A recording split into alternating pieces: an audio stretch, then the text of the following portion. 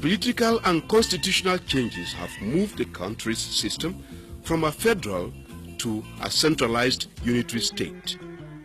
The goal of constructing a unified and prosperous nation-state has not been a bed of roses. But after 50 years, the grounds covered through government policy and citizen initiatives to bridge the gap between people of the once divided country have been immeasurable.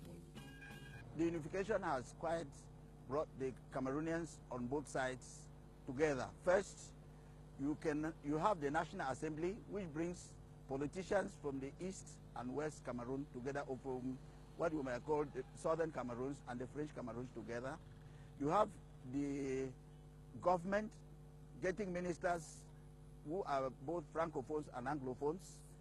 Then you have the public service, which also has Francophones and Anglophones together. Then you move from the political area, you get into the economic. You have the roads that have facilitated trade. You have Tiku Douala Road. You have the train in Kumba, the Kumba Magar train. Then you have the road from Fontem to Chang. Then you have the road from Santa to Bunda. These roads have facilitated trade between what used to be the Southern Cameroons and the French Cameroons.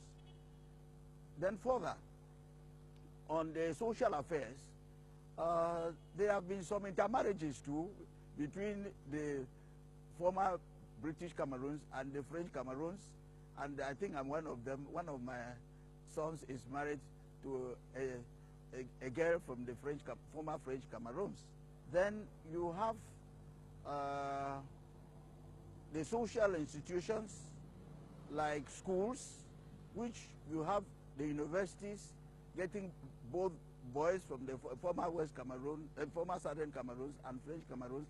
Like you have the first, what they call the Federal University of Yaoundé.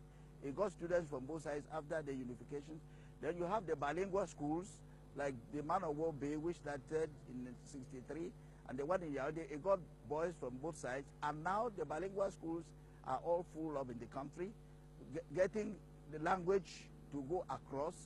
Then there is a new one now, where children from the Francophone side are moving to Anglophone schools. Like you have Sase College, there are a number of Francophone children going there, and the same thing too, children from the Anglophone side are moving to Francophone areas for school. And this is bridging the gap between the Francophones and Anglophones and making unification more realistic.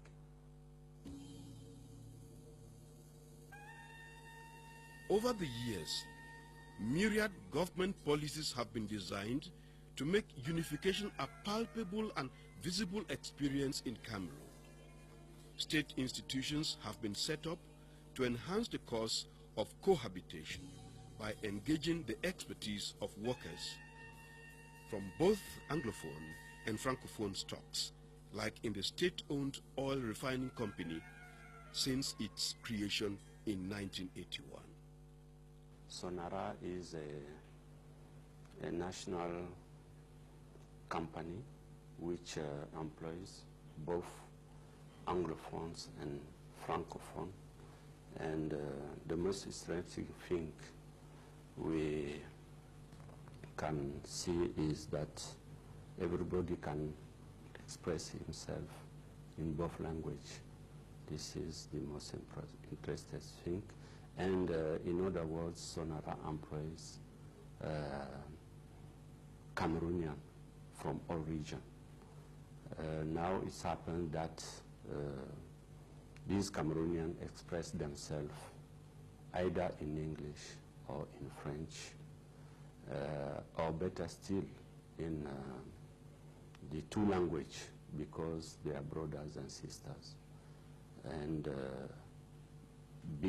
belonging to one nation without no discrimination.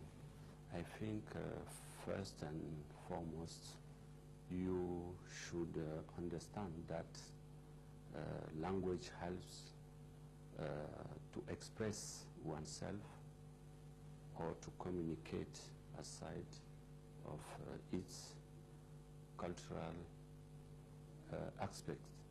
Second is the cultural exchange. Francophone have therefore to borrow